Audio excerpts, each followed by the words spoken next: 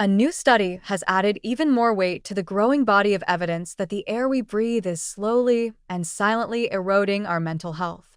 This time, the culprit is not just fine dust or carbon particles, but particularly sulfur dioxide, a pollutant that has long been known for damaging our lungs and airways. Now, it appears that SO2, along with other pollutants like PM 2.5 and carbon monoxide, is playing a more sinister role, altering our brain function and pushing vulnerable populations toward chronic depression. The implications are serious, disturbing, and demand urgent attention. This landmark study, drawing from more than 12,000 participants in the China Health and Retirement Longitudinal Study, confirms a direct and dangerous link between long-term exposure to air pollution and depression risk.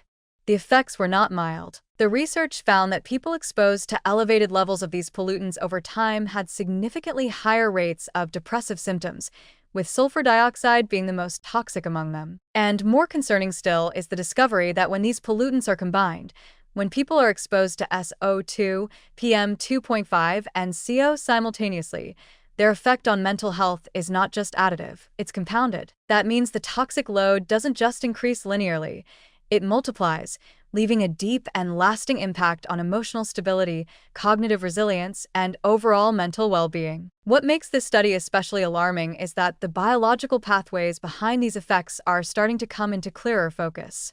Pollution doesn't just choke the lungs or inflame the throat.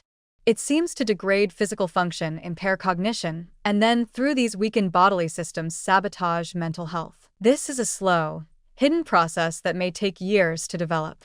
It is not immediately visible, which makes it all the more insidious.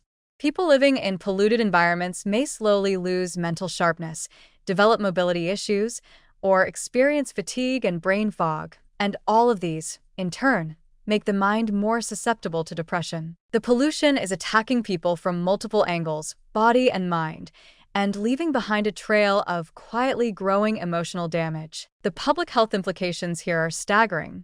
For decades, air pollution policies have focused mostly on respiratory health, on reducing asthma rates, lung cancer risks, and heart disease. Those remain critically important. But this study makes it clear that we are missing the full scope of what polluted air is doing to our societies. Depression is already one of the world's leading causes of disability. It drains productivity, destabilizes families, and drives up healthcare costs.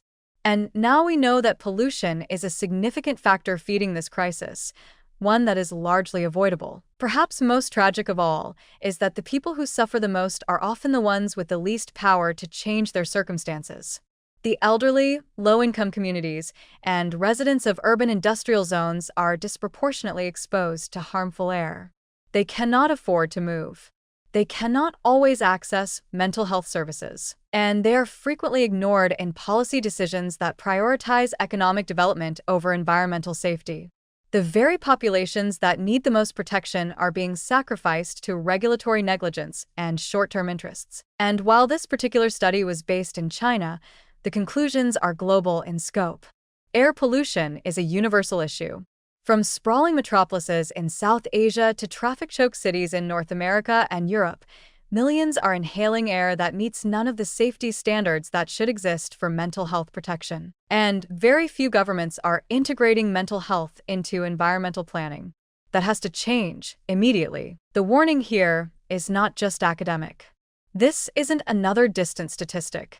This is a crisis playing out in the lives of real people, day by day, breath by breath. The evidence is mounting, and the message is unmistakable.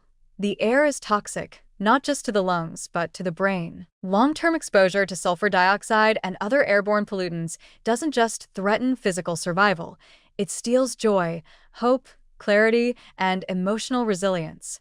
It slowly drives people into depression, quietly and relentlessly, while decision-makers continue to drag their feet on emissions controls and environmental safeguards. It is no longer enough to treat mental health as a separate issue from environmental health. They are deeply, biologically connected.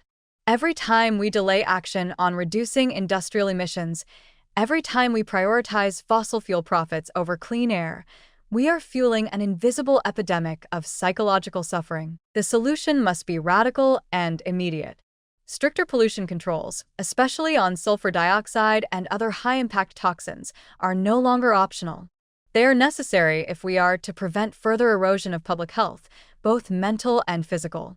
Cities must reevaluate their energy and transportation infrastructure. Industries must be held accountable. And health systems must begin screening for pollution-related mental health issues. Anything less is denial. And in that denial, people are not just getting sick. They're losing their lives, their potential, and their peace of mind. This study is not just a call for further research. It's a call for alarm. Because the air we breathe is becoming a slow weapon against us, and it's already claiming victims we can't afford to lose.